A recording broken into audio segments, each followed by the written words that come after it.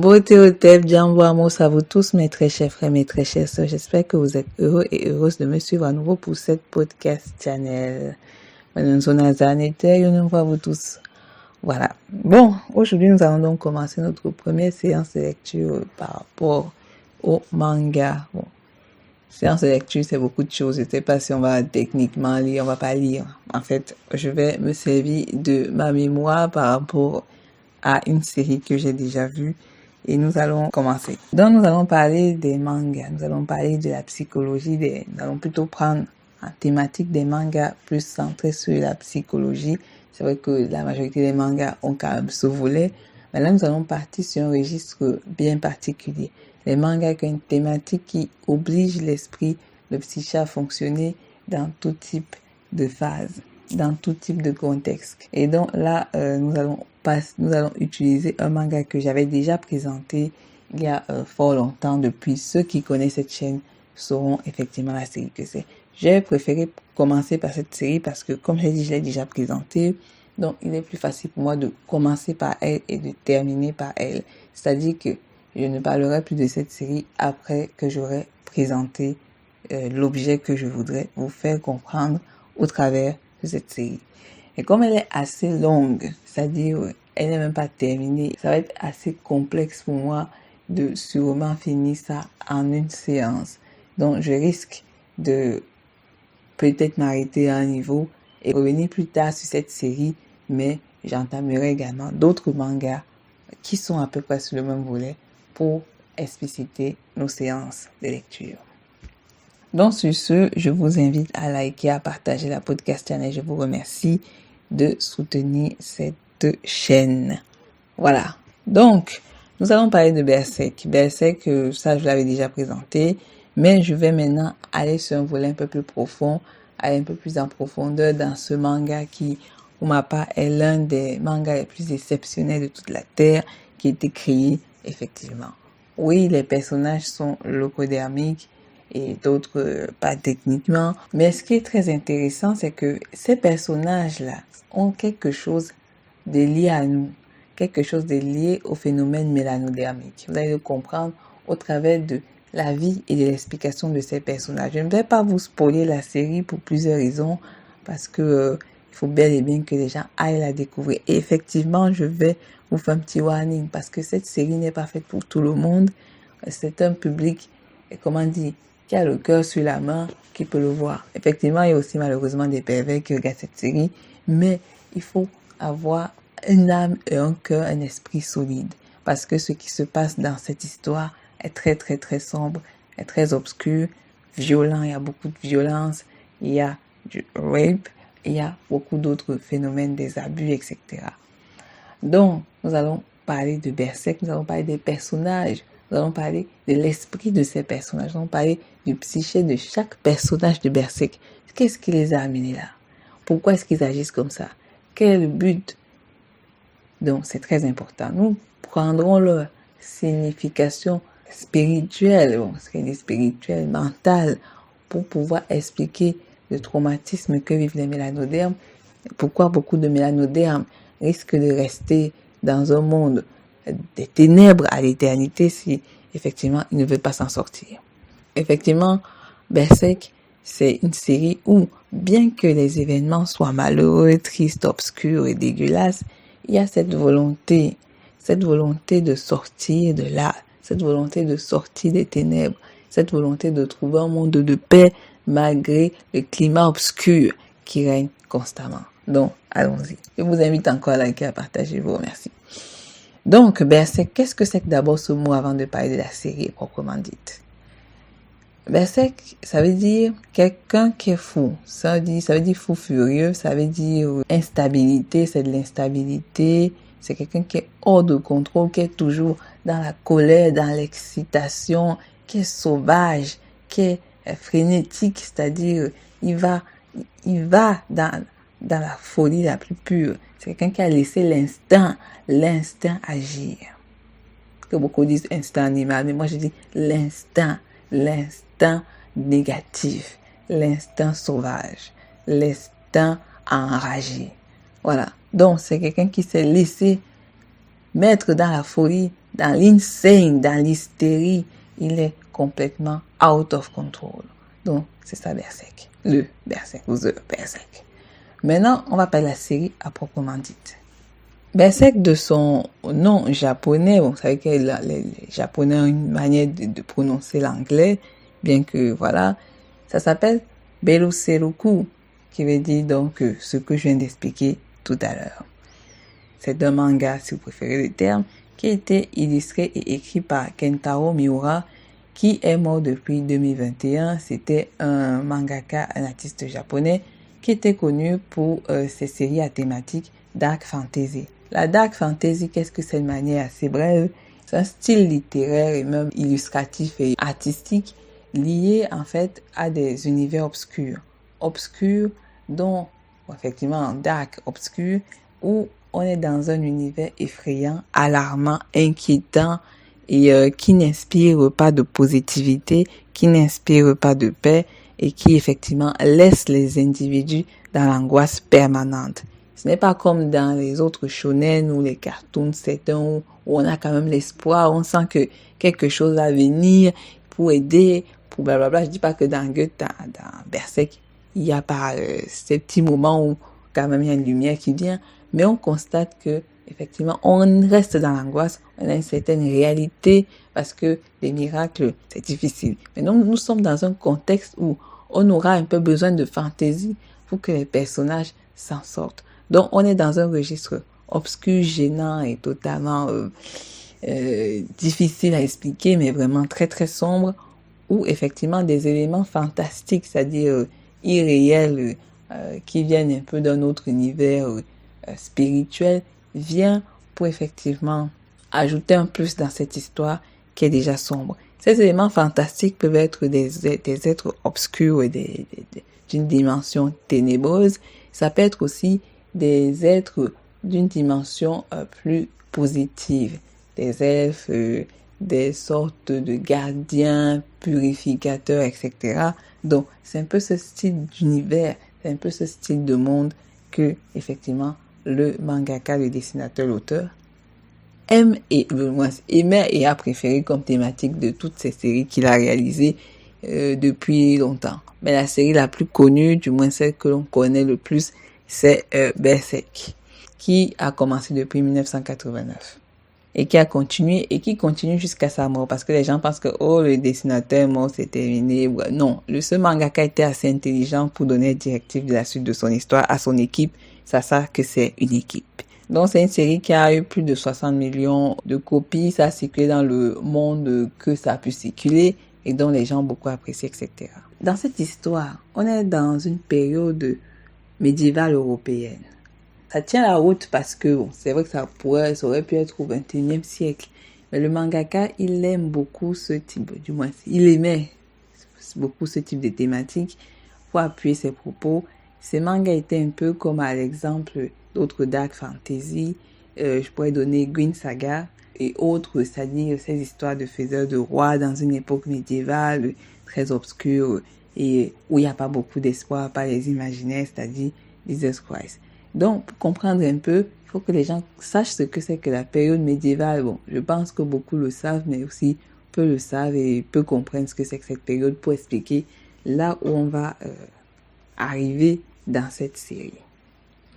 La période médiévale, de manière très brève, on va parler dans les profondeurs, c'est-à-dire c'est une grande période historique, c'est la période du Dark Age. C'est même pas étonnant que Dark Fantasy, Dark Age, ça va de pair. C'est la période où les instincts de mort se sont multipliés. Déjà que l'instinct de mort avait commencé depuis l'arrivée, il y a 60 siècles du Néandertal, mais c'est-à-dire que cette période a éveillé encore plus d'instincts de mort et de dinguerie du côté néandertalien parce qu'il voulait la puissance. C'est la période qui suit l'Antiquité. C'est-à-dire que l'Antiquité était l'âge de glorification de l'Arya. C'est là où l'Arya est venue et a commencé à faire l'extermination.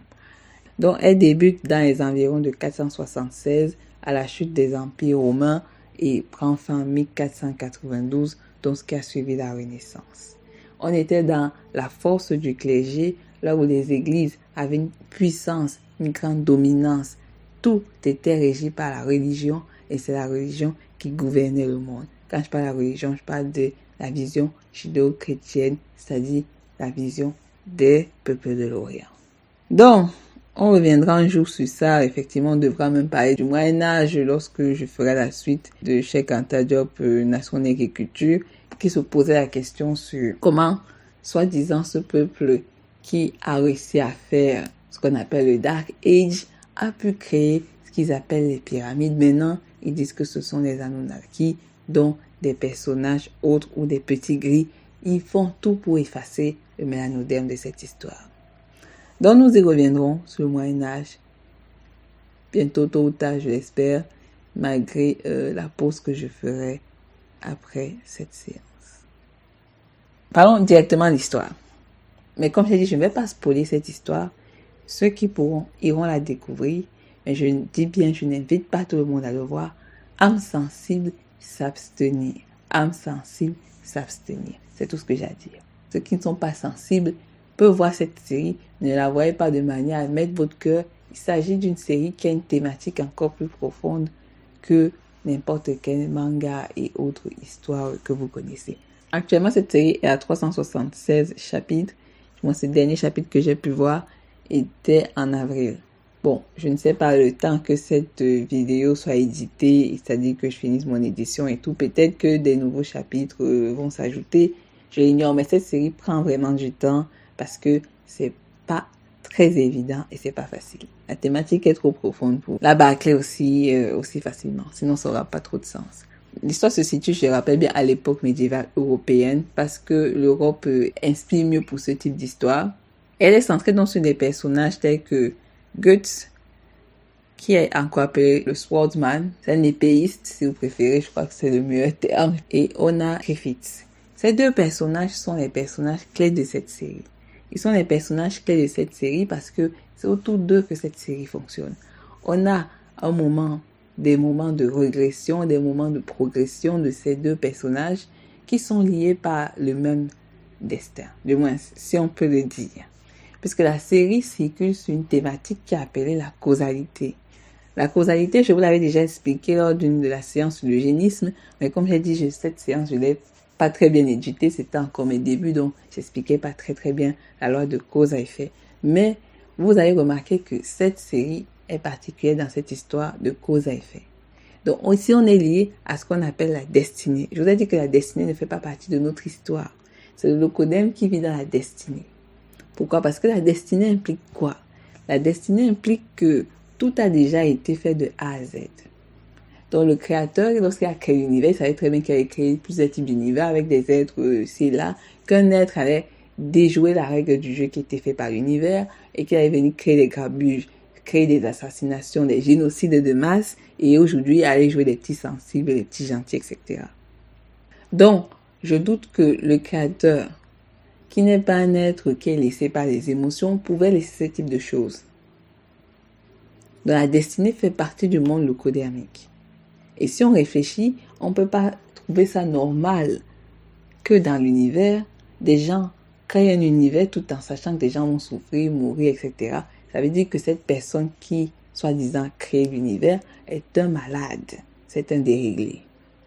Or, nous ne sommes pas dans cette logique-là. Vous voyez la différence. Donc moi, je ne crois pas au destin, le destin n'existe pas. Les âmes sœurs, ces histoires-là, non, ça n'existe pas. La vie, c'est un choix, c'est-à-dire il faut choisir où on part. Le Créateur nous a laissé le choix. C'est-à-dire qu'il faut qu'on sache où on veut partir, pourquoi on veut partir là-bas, qu'est-ce qu'on fait là-bas. Donc c'est ça, l'histoire de l'univers. Après, ceux qui veulent rester dans les destins, restent dans les destins. Ça ne me concerne pas. Donc, on est dans Goethe et on est dans Griffiths. Goethe et Griffiths. Et avec eux est accompagnée une vision, une vie au travers d'un groupe qui s'appelle la Bande des Faucons, The Band of the Hawk, qui est un groupe de mercenaires qui était dirigé par Griffiths. Donc cette série suit le personnage Goethe parce que au fond, bien que Griffiths soit aussi un personnage super important, bien qu'étant l'antagoniste plus tard, cette histoire suit en priorité Goethe. Parce que Goethe est celui qui nous permet de voir et de comprendre cette série. Donc, on est dans le point de vue de Goethe. On pourra aussi entrer dans le point de vue des autres personnages entre-temps, mais en priorité Goethe, parce que c'est son histoire, malgré ses progressions et ses régressions. Goethe est un personnage qui, dans son voyage, dans son chemin, son parcours, est motivé par la vengeance. C'est la vengeance qui motive Goethe. Et c'est la vengeance qui explique la raison de l'histoire de Goethe. Et pourquoi on a essayé de se centrer sur lui, Goethe. Sa vengeance contre qui? Griffith. Griffith qui n'apparaissait pas, au premier abord, comme ce que l'on décrira plus tard. Donc, Griffith est celui que Goethe suit dans son aventure de vengeance parce qu'il est rempli de haine et de traumatisme. Donc, je répète bien, on est dans une aventure dark fantasy dont on sera dans un univers fantasmagorique avec des phénomènes réels, issus des émotions réelles et issus aussi par des êtres étranges qui viennent de notre dimension ortérienne, même si je dis déjà, nous vivons déjà avec des ortériens, voilà. Ça, c'est pour venir à la réalité. Nous entrons dans l'histoire. Ici, je vais parler de Goethe. Je ne parlerai pas de la série à proprement dite. Parce que la série, comme j'ai dit, je ne vais pas la spoiler. Je ne veux pas la spoiler. Je ne vais pas vous dire au chapitre 1, chapitre 2, chapitre 3, chapitre 4, chapitre 5. Nous n'allons pas parler de ça. Nous n'allons pas d'histoire. Donc, la série s'enchaîne par un acte libidorisant de Goethe avec une femme. Mais cette femme, qui était-ce? Pourquoi? Cette femme était en fait un démon. Dans l'apparence, on ne le voyait pas comme ça. Mais c'est un démon. Et on se demandait pourquoi Goethe fornique avec un démon. Donc Goethe est devenu ce type de personne à cause d'une situation que j'expliquerai au fur et à mesure.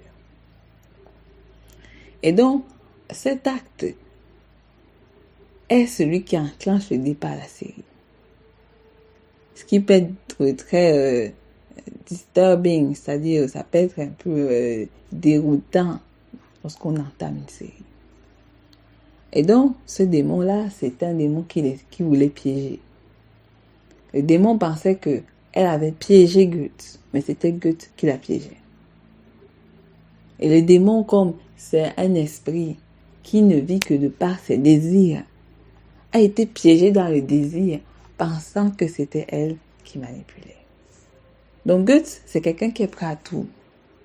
Il est prêt à tout pour tuer les démons. Il est prêt à faire n'importe quoi, n'importe quel type de piège pour tuer du démon jusqu'à sauter du démon.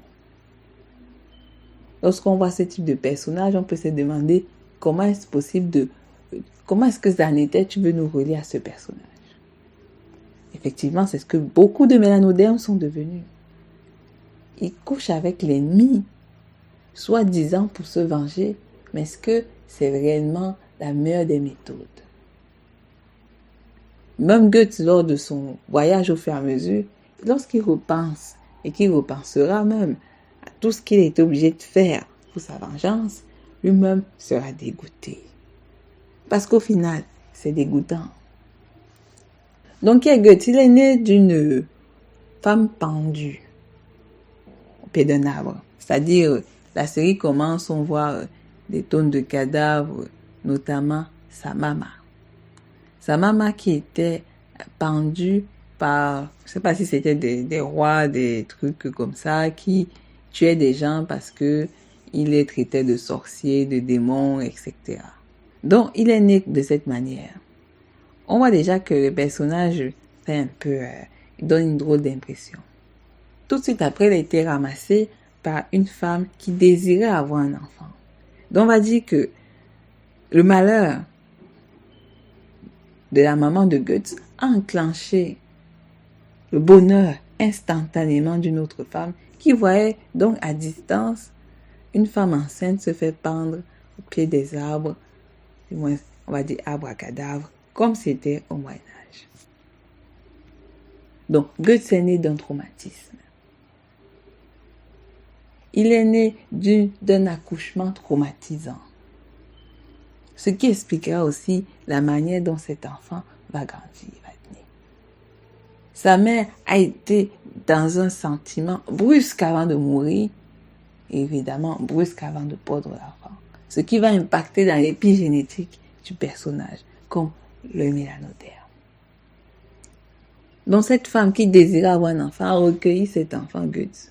Plus tard, donc, elle est tombée très malade et elle en est morte d'une infection. On ne sait pas laquelle. Des gens ont vu en Goethe un enfant maudit. Déjà issu d'une maman morte, Goethe ne pouvait que devenir un phénomène de foi, un phénomène que l'on traite comme de la sorcellerie, vous voyez, quand les gens vivent dans les superstitions. Donc, on est vraiment au Moyen-Âge. C'est-à-dire, on ne vit que dans les superstitions. On est soit dans les histoires de la sorcellerie, c'est le démon, etc. Est-ce que la mère de Goethe saurait que le roi ou la principauté de ce royaume était tellement dingue qu'il a tué tous les habitants de son royaume, il les a pendus tous au pied d'un arbre?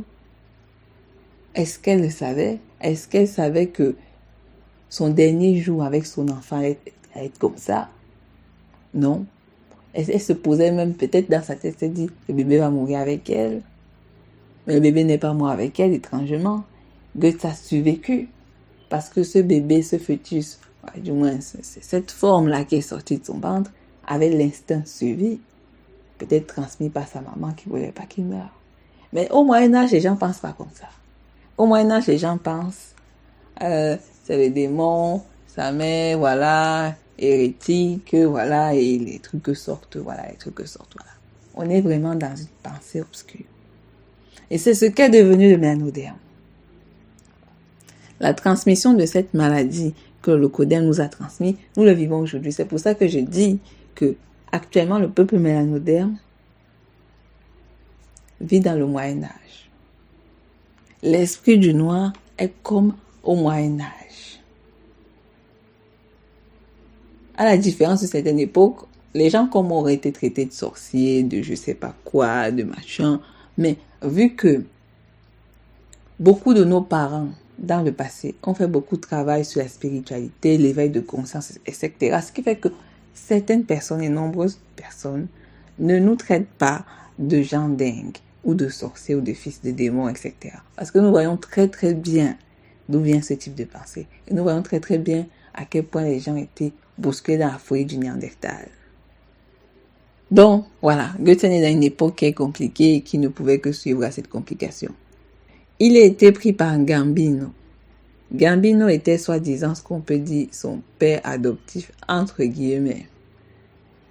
Gambino était au départ gentil.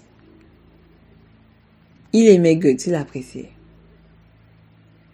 Même s'il avait utilisé, comme c'est un garçon, vous savez, on est aussi dans une époque spéciale, même si aujourd'hui c'est la même chose.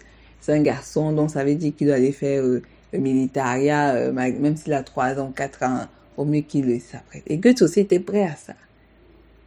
Il voulait que son père l'apprécie, que son père l'aime. Vous savez, les hommes, les garçons veulent bien l'amour de leur père pour que leur père les apprécie, parce que les relations masculines, je parle de père et fils, c'est un peu compliqué. Donc, voilà un peu l'histoire.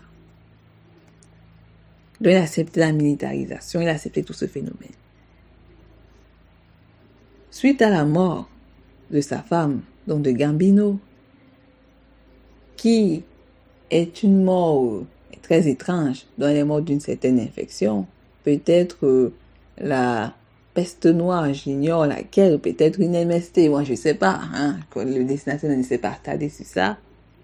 Gambino, dans l'esprit du Moyen-Âge, c'est l'esprit du Moyen-Âge, a dit que c'était à cause de Goethe. Donc il accuse Goethe, il ajoute un traumatisme à Goethe. Donc Goethe, encore doublement, je ne peux même pas dire doublement, je dirais même triplement, quatuor, je sais pas. Il est vraiment traumatisé encore plus. Gambino le traite plus comme un père normal. Gambino le traite comme une espèce de malédiction qui va engendrer d'autres malédictions, ce qui n'est pas vrai.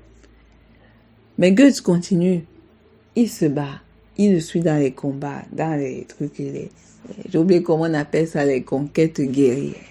Il suit Gambino, il suit son père. Il suit son père, il sait que la mort de sa mère est triste, alors il veut aider son père du mieux qu'il peut. Mais Gambino n'est plus le même. Gambino, un moment de la période, a vendu Guts. Il a vendu Guts à un homme. Ce jeune petit garçon, Guts, je ne sais pas quel âge il avait, 4 ans, 5 ans, je ne sais pas, s'est fait agresser sexuellement. Pour ne pas dire le mot, dans la tente. Ce qui a encore ajouté un autre traumatisme traumatisant dans le traumatisme supérieur. Guts, depuis ce jour, n'a plus jamais été le même. Donc, c'est vraiment un enfant qui est né dans la douleur. Il a grandi dans la douleur, dans la guerre, que dans l'instinct de mort. Il n'a grandi que dans ce type d'atmosphère. Il n'a grandi que dans ça. Donc, ça a forgé son enfance. Ça a forgé son adolescence. Mais malgré cet incident qui s'était passé, Guts voulait toujours la compassion, l'affection de son papa. Gambino, c'est son père puisqu'il n'a jamais techniquement connu son père. Encore un phénomène que vous observez, plein de mélanodermes. Les gens me diront, mais Guts n'est pas noir. Guts n'est pas noir, effectivement, mais Guts, dans l'allure qu'on présente, et dans la colorimétrie qui a été choisie par le mangaka, Guts, et ça se voit, il est longtemps allé. Longtemps allé. Donc, il a l'air bronzé. Donc, il peut s'assimiler à la mélanodermie. Donc, c'est pour ça que j'ai préféré Guts pour nous lier au phénomène du traumatisme dans lequel nous vivons. Parce que cette histoire de Guts, des hommes l'ont vécu. Vous savez qu'à la période de la colonisation, des colons ou des esclavagistes violaient des petits garçons mélanodermes. Ils les arrachaient à leur père, à leur mère. C'est pas comme le contexte de Gambino. Gambino, lui, effectivement, on entre dans l'Europe où les gens vendent les gens. Dans l'histoire réelle mélanodermique, les leucodermes arrachaient aux parents. Ils tuaient d'abord le père pour s'assurer qu'il n'y ait pas de résistance. Ils tuaient le père. Séquestraient la mère ou les mères.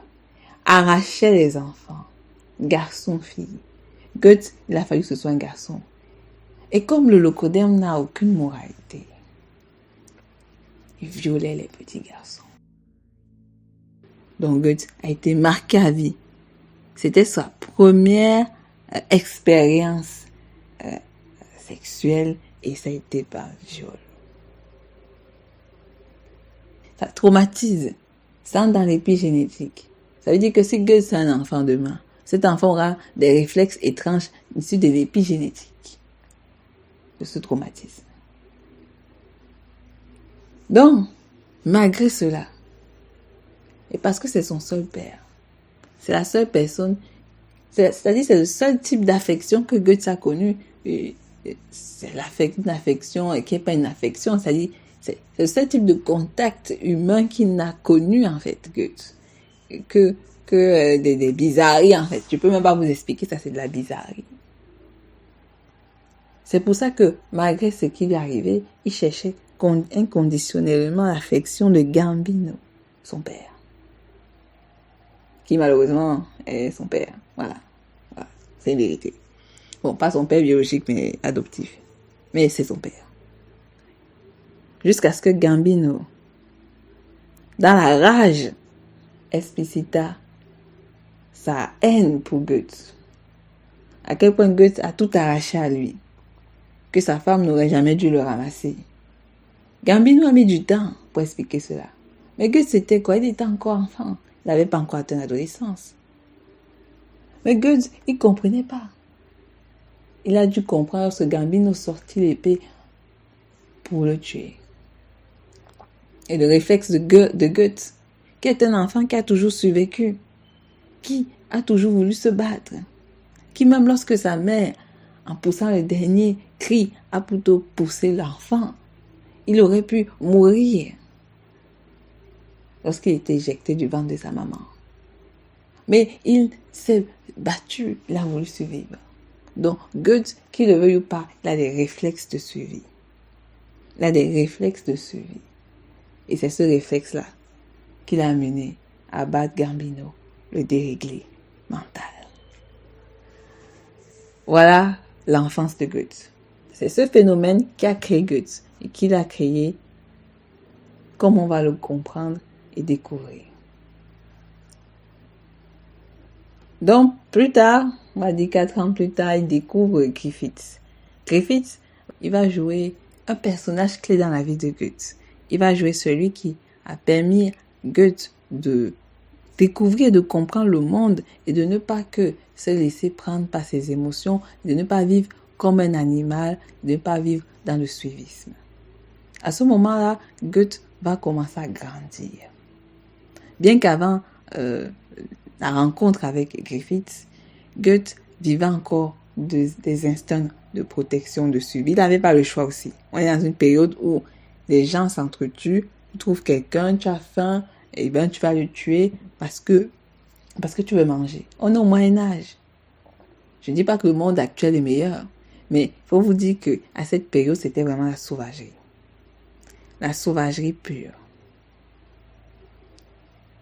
Les rois étaient fous.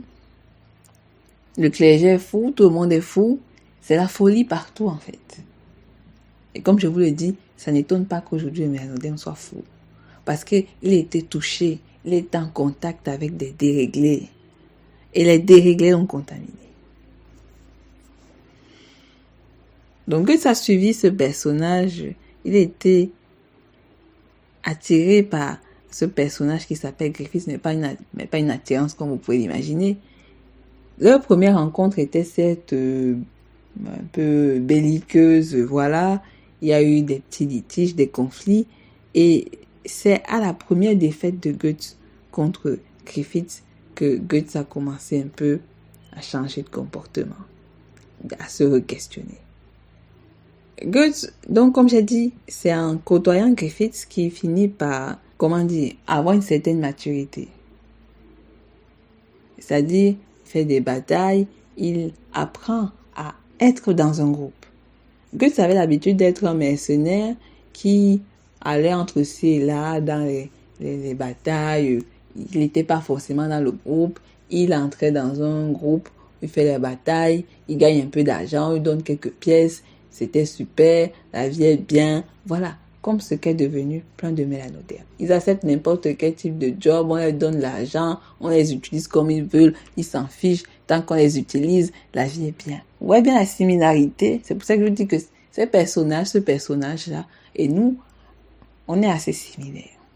Donc, par cette rencontre qui n'était pas la plus belle, mais il a appris des choses, il a fini par comprendre l'intérêt d'être dans un groupe.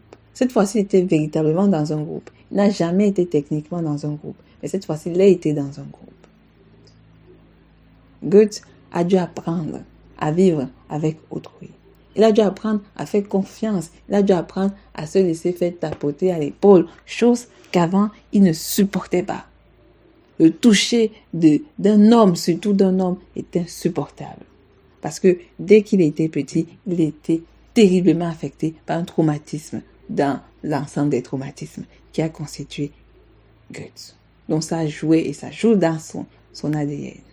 Donc il a commencé à faire confiance, il a commencé à travailler en équipe. Il a commencé à comprendre qu'il est quand même bien de relayer un peu sur autre personne. Même si la personne à qui il a le plus fait confiance n'était pas la personne avec qui il devait faire techniquement confiance. Griffith, qui est-ce qu'il est? Pour expliquer encore davantage Goethe, il faut expliquer qui est Griffith.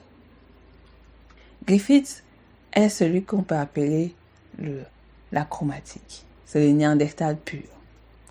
Puisque c'est une sorte d'allégorie en fait. Et cette allégorie, lorsque vous faites le lien, vous voyez très bien que l'histoire du mélanodème, du leucodème, c'est à peu près la même chose. Du moins, depuis que le mélanodème a rencontré le leucodème.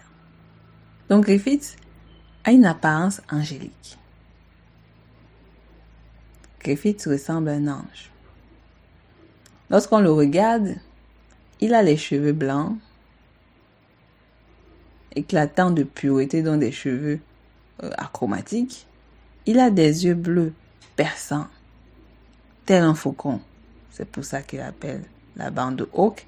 Il a une complexion fair complexion, translucent complexion, very, very light. Donc, translucide. Il apparaît bienveillant. Il a l'air bienveillant, en fait. Lorsque vous le voyez à côté de Goethe, Goethe paraît comme un sauvageon, comme juste un simple mercenaire, un simple gars qui est là pour un serviteur. Le serviteur proche de son maître. Donc, Griffith paraît royal. Griffith ressemble à un roi, à l'ange décrit dans la Bible et tous ces écrits abrahamiques qui ne nous concernent absolument pas, bien que beaucoup de Noirs continuent à croire qu'ils sont liés à Abraham. Je ne sais pas comment ils peuvent être liés à un sémite alors qu'ils sont des gens qui sont nés avant le sémite. Bon, ça c'est une autre histoire. Donc, Griffith ressemble à un ange. C'est quelqu'un, lorsqu'on le regarde, on le fait directement confiance. Il sait s'exprimer, il parle bien. Il a l'air pur. Il a l'air pur, il a l'air étincelant, c'est même pas qu'il a l'air, il est étincelant, il est pur. Dans la manière dont Griffith a été dessiné intentionnellement de la part du mangaka, et c'est là où est le travail, il doit rester et il doit apparaître comme le chevalier bienveillant. On est dans le gardien. Il doit rester dans cette apparence de pureté. Donc Griffith est pur. Griffith est étincelant. Griffith est ce dont les gens veulent voir. Les gens veulent voir l'ange. Les gens veulent voir Dieu. Les gens veulent voir Jesus Christ, who doesn't exist. Donc Griffith, c'est l'imaginaire. C'est le rêve des gens. C'est le fantasme des gens qui dorment. Et donc, il a été créé la sorte. Et depuis son enfance, de par son apparence, il a suscité l'admiration pour tous ceux qui l'ont connu. Tous ceux qui le connaissent sont admiratifs. Ils sont admiratifs de Griffith. Ils l'aiment, même sans comprendre pourquoi ils aiment ce gars. Ils aiment Griffith. Ils aiment la manière dont il se présente. Ils aiment la manière dont ce monsieur apparaît, en fait. Et Griffith a compris l'intérêt de l'apparence. Et c'est comme ça qu'il a pu amasser autour de lui beaucoup de personnes. C'est comme ça qu'il a pu avoir ce groupe, cette bande qu'il a formé, le groupe, la bande, pour ses intérêts. Les gens ont été bernés par lui, les gens ont été impressionnés par lui. Tout le monde qui décrivait Griffith le décrit presque à la limite comme un dieu. Les gens se mettent instinctivement à genoux devant lui. Effectivement, on finit par voir la faille tôt ou tard, mais c'est compliqué. Il faut prendre le temps d'observer. Et qui l'avait observé plus que tout? Qui avait observé Griffith plus que tout? Pourtant, avant l'arrivée de Goethe et de Casca, que j'expliquerai le personnage plus tard, il avait aussi un groupe. Il était avec Pépine, Corcus, Riquette, Gaston et Judo avant l'arrivée de Casca.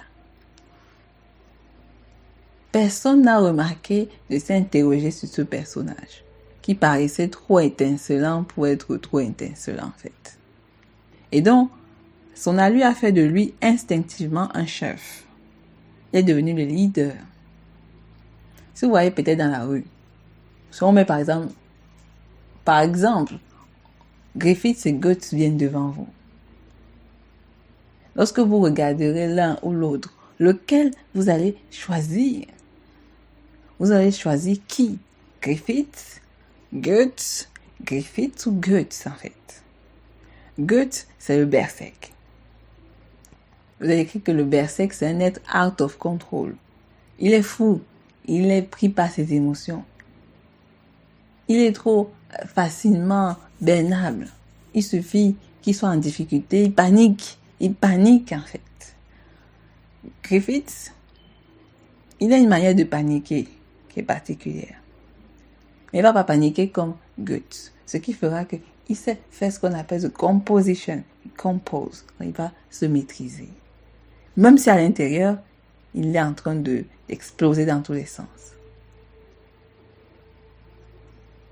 Mais comme j'ai dit, si l'on met Goethe, Griffiths, l'un à côté de l'autre, devant vous, vous qui écoutez cette podcast channel, qui allez-vous choisir? Qui allez-vous choisir? Qui allez-vous choisir entre l'un et l'autre? Qui vous paraît le plus agréable? Qui vous paraît le plus fantastique, le plus intéressant? Qui vous paraît le plus stable? Qui vous paraît le meilleur? Qui vous paraît agréable? Quel est le moins effrayant? Qui fait peur? Qui ne fait pas peur? Qui fait peur? Qui ne fait pas peur? Qui des deux? Et c'est dans le monde actuel là que nous sommes, où l'apparence prend le dessus. L'apparence prend le dessus. L'habit ne fait pas le moine, mais il y a des cas où l'habit fait le moine. Griffiths est un personnage dont l'habit ne fait pas le moine. Et ce, depuis qu'il était tout petit. Les choix de Griffiths ont été déterminés depuis qu'il est enfant, en fait. Depuis qu'il est un tout petit enfant. Griffiths a toujours su où est-ce qu'il voulait partir. Il connaissait sa destinée. Il savait quel monde il désirait le plus. Il savait à quel prix il devait avoir les choses. Lui-même l'a dit dans un passage de la série que But what I desire so hard to reach, even if I were to trade the lives of 1,000 men, yet preserve my own life. The realization of my dreams depend on the course of my men. It's a dream soaked in blood. And yet, I feel no sadness, no guilt. Il n'en a rien à battre. C'est un vrai déréglé. La seule personne qui a eu le temps de l'observer avant même qu'il ne le dise de sa propre bouche, c'était Casca. Casca avant l'arrivée de Goethe. Et qui est Casca? Pourquoi je vous enclenche ces personnages comme ça? Vous allez dire, on va pas finir cette séance sur Berserk, c'est trop long. C'est une histoire pas évidente à commencer à expliquer. C'est pas ça. Casca est la seule femme, enfin, dit femelle. Excusez-moi. C'est la seule femme qui fait partie du groupe des Hawks, dans la bande des faucons. Casca est métissée, c'est une intergénétique. Je ne sais pas si c'est son père qui était mélanodème ou sa mère, je ne me rappelle plus techniquement. Donc, c'est la seule femme de cette bande. Elle était le bras droit de Griffiths. Elle défendait Griffiths, bien que Griffiths était fort à cette époque. Elle aussi est issue d'un passé traumatisant. Je répète toujours qu'on est au Moyen-Âge, donc avec plein de bizarreries, plein d'étrangetés. Ils vivaient dans une période où il y avait la famine. Il y avait des moments où les terres étaient arides, sèches, comme ce qu'ils veulent faire chez nous à Kamakachopa. Donc il y avait des moments de difficulté pour les récoltes. Et donc Casca faisait partie de cette période. Un jour, comme dans la vie de beaucoup de personnes, un noble a apparu pour aider la famille de Casca. À contrepartie, il voulait que Casca aille travailler chez lui dans sa principauté en tant que servante. Casca, à cette époque, était encore très très jeune. Je dirais qu'elle était peut-être 11-12 ans, si je peux dire. En tout cas, Casca est plus jeune que Griffiths et Goethe, si je peux même le dire. Mais on est dans un monde où les gens ne sont pas gentils. On est dans un monde où les gens ne sont pas ce qu'ils prétendent l'être. Un aristocrate, out of nowhere, vient et dit que par lui-même, qu'il veut que cette jeune fille en question vienne servir dans son royaume, elle vient être servante, etc. Effectivement, ça pouvait pas être aussi magnifique. Donc c'est là où le destin de Casca change. Elle a failli se faire effectivement, vous voyez ce que je veux dire, par cette personne de la soi-disant royauté. Et c'est là où la vie de Casca a changé parce qu'elle a rencontré Griffith, qui lui a laissé un choix. Soit elle se laisse dévorer, comme dans la règle du schéma alimentaire, vous voyez très bien, les faibles se font dévorer, parce que c'est la loi du plus fort depuis le Néandertal, soit c'est elle qui se bat. Effectivement, comme elle a très bien compris que ce monde n'était pas fait pour les faibles, Casca a décidé de se battre. Ce qui est un acte qui ne peut être étonnant dans un monde rempli de sauvagerie. C'était sa première rencontre avec l'instinct de mort réel, son premier meurtre et son premier choix de décision de vie. Donc ce sont tous des personnages qui sont touchés par ce qu'ils appellent le destin, mais moi je crois pas au destin, qui sont tous touchés par une connivence. Et cette connivence a pour point central Griffith. Goethe s'était déjà traumatisé avant même Casca, voilà. Leur point central, le pivot qui a fait que cet univers devient spécial, c'est Griffith. C'est la naissance de Griffith qui a créé tout cet univers. La naissance de Griffith, comme la naissance et l'arrivée du Néandertal, est ce qui a tourné cet univers dans ce monde incertain, rempli de problèmes et de turpitudes. Bon, vu que la séance allait d'être un peu trop longue, et je veux pas qu'elle soit super longue, je vais m'arrêter là. Nous y reviendrons pour la suite une prochaine fois. Mais c'est intéressant, vous voyez à peu près le lien. Je ne suis pas encore entrée très en détail dans le lien, mais on voit que tous ces personnages sont reliés par ce point-là. Ce point central, ce point inévitable, parce que il savait être inévitable. Dans tous les choix qu'on fera, ce point est inévitable, parce que il voulait que ça arrive. Parce que ce point-là voulait qu'on arrive à là. Donc, on se revoit prochainement. Je ne sais pas quand, mais je serai assez absente. Effectivement, je ne sais pas quand est-ce que je reviendrai. Mais d'ici là, portez-vous bien, soyez heureux. Bibala.